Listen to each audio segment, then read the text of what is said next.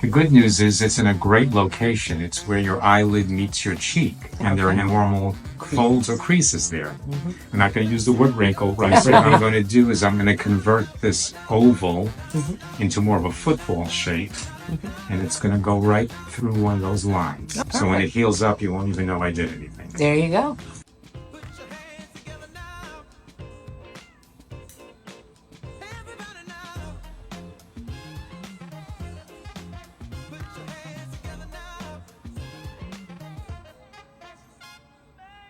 Sometimes it hits you when you least expect it, when it feels this good.